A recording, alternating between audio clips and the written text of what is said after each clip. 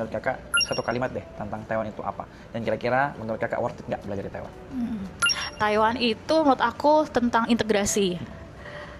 Dari hulu ke hilir bisa diwujudkan, integrasi antara semua stakeholder, semua pihak, dan nggak ada yang egois.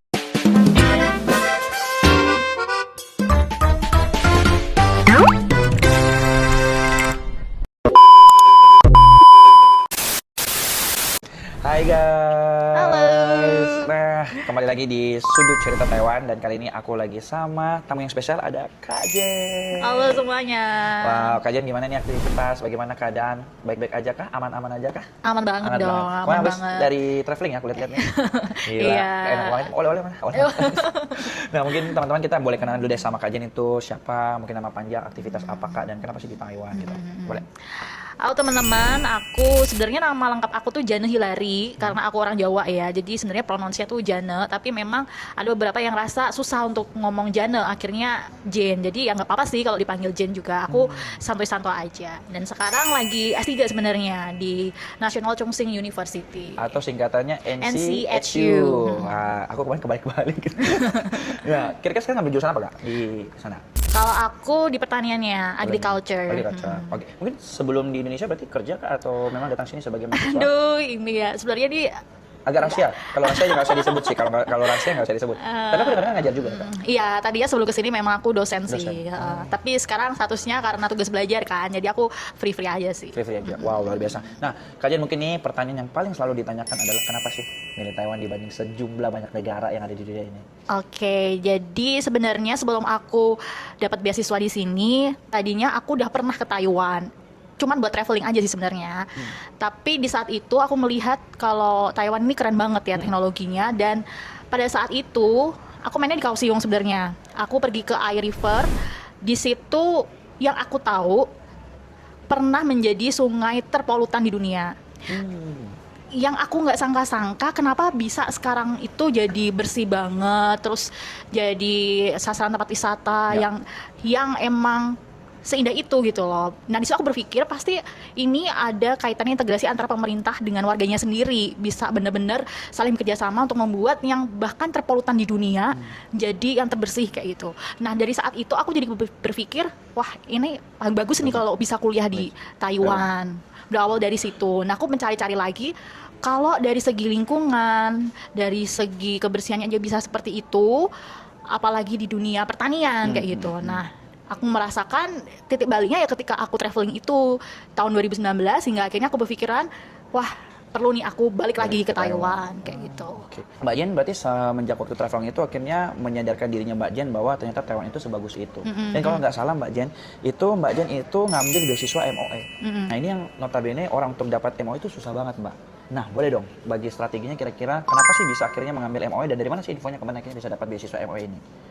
Oke. Nah, sehabis aku traveling itu memang aku jadi pingin banget buat hidup gitu di Taiwan, merasakan mencicipi ya mungkin nggak bisa lama-lama tapi at least bisa mencicipi. Nah aku searching sempat berpikiran untuk ngambil beasiswa bahasa sebenarnya HES itu loh. Oh HES ya betul. Nah Yang dari 6 bulan ya? Atau 1 tahun? 1 tahun pada 1 saat itu.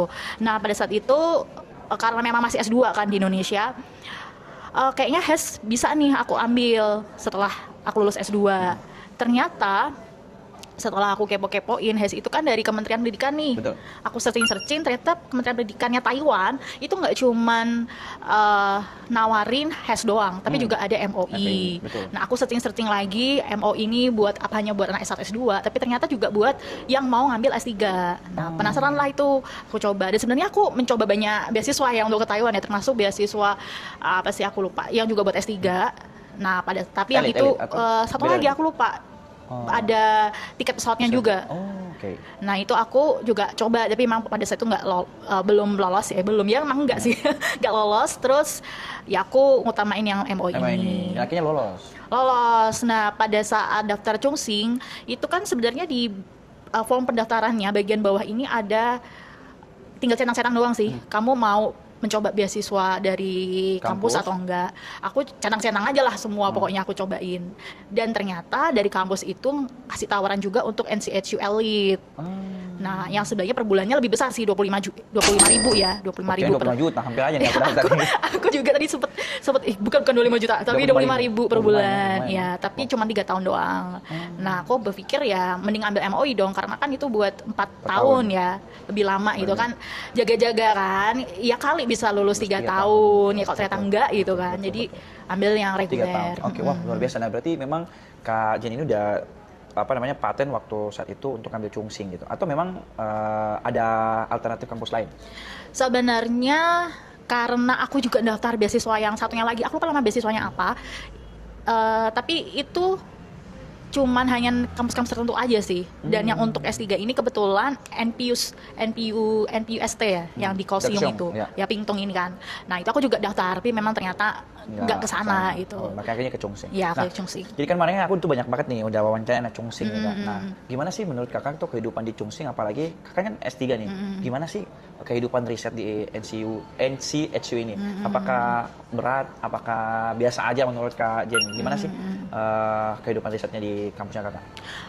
Ini kembali lagi, ini karena pengalaman aku. Ada beberapa temen yang ternyata nggak sama seperti aku gitu. Betul. Tapi ya beberapa hal yang aku lihat perlakuannya berbeda dengan yang aku dapatkan di Indonesia. Itu yang pertama, profesornya itu sendiri. Kebetulan profesor aku itu orangnya sangat-sangat suportif ya, suportif banget.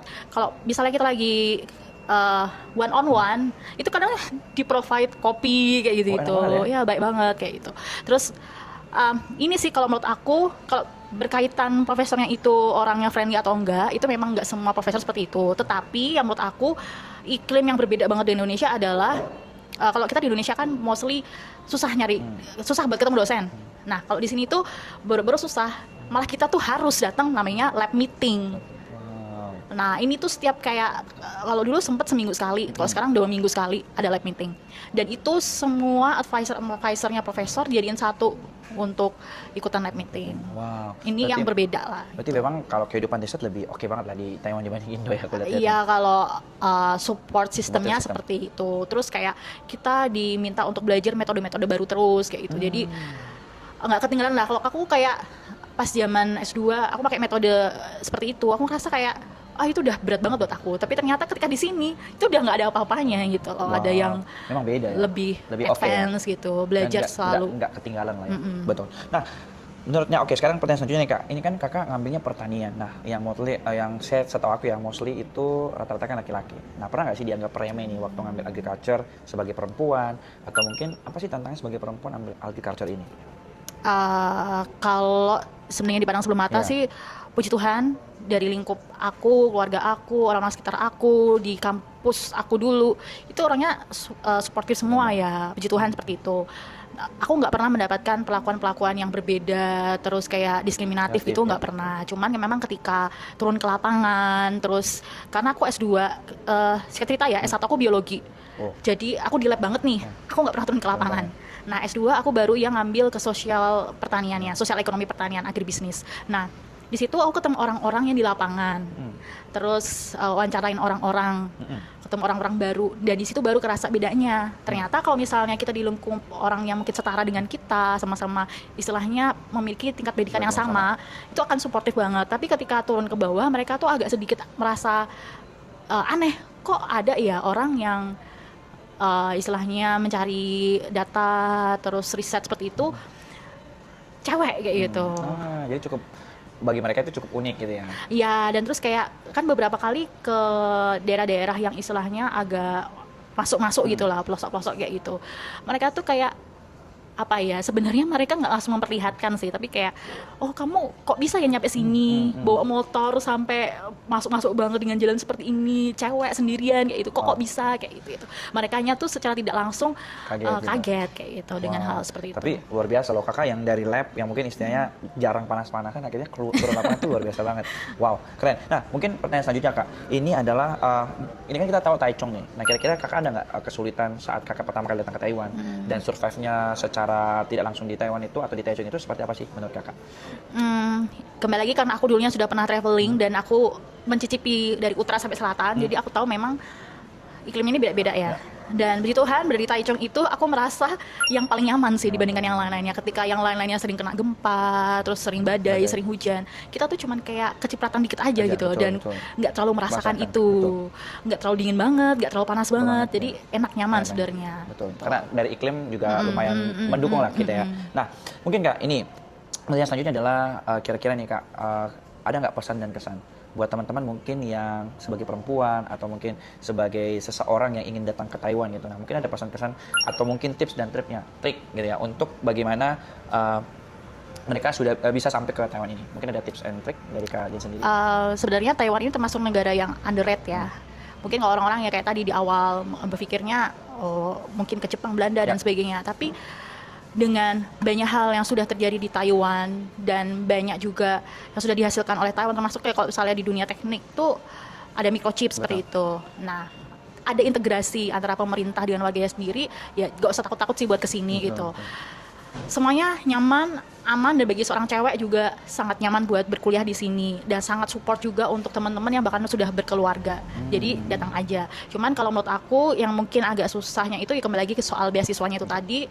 Kalau kita cuman hanya berpatokan sama IPK, terus kemampuan bahasa Inggris, itu biasa aja. Nggak ada yang berbeda dengan yang lainnya. Jadi kalau mau datang ke sini, sebisa mungkin prestasinya harus tingkatin dulu. Terutama prestasi internasionalnya. Nggak harus yang kayak mulu-mulu kita harus juara-juara apa, tapi misalnya kita ikutan camp, kita ikutan conference kayak gitu, perbanyak portofolio, perbanyak ya menurut aku ya, kenapa aku bisa mendapatkan MOI salah satunya adalah publikasi. Mungkin dibandingkan dengan yang lain-lainnya, ada yang mungkin IPK-nya jauh lebih tinggi dari aku, TOEFL-nya bisa lebih dari 550 mungkin ya, ada yang lebih tinggi dari aku, tapi aku menangnya, unggulnya menurut aku adalah publikasi, terus sertifikat internasional. Nah, portofolio seperti ini yang disusun ini perlu, jadi jangan langsung buru-buru aku pengen banget ke Taiwan tapi nggak punya bekal. Jadi kok sebisa mungkin banyakin dulu portofolionya, terus kalau bisa udah belajar sedikit-sedikit Chinese-nya baru daftar gitu. Untuk bisa ada nilai plus lah ya? plus dibandingkan dengan peserta lainnya kayak gitu. Nah, mungkin pertanyaan terakhir nih Kak, aku berharap sih sebenarnya kita masih ada episode selanjutnya yang mudah-mudahan bisa ketemu gitu ya, mungkin yang bahas secara khusus tentang beasiswa ini. Nah, mungkin pertanyaan terakhir adalah Kak, kira-kira menurut Kakak satu kalimat deh tentang Taiwan itu apa, dan kira-kira menurut Kakak worth it nggak belajar di Taiwan? Taiwan itu menurut aku tentang integrasi, dari hulu ke hilir bisa diwujudkan, integrasi antara semua stakeholder, semua pihak, dan nggak ada yang egois, semua mau untuk satu kemajuan negara. Nah, maka ya kalau pengen lihat dan bisa belajar dari Taiwan untuk dibawa ke Indonesia dengan integrasi yang ada itu, ya cobalah untuk datang dan lihat sendiri itu, membuktikan sendiri semua lini berjalan berdampingan. Wow. Gitu. Berarti menurut Kakak Taiwan ini adalah salah satu bucket list yang harus dimasukkan oleh teman-teman pengejar beasiswa atau enggak? Banget.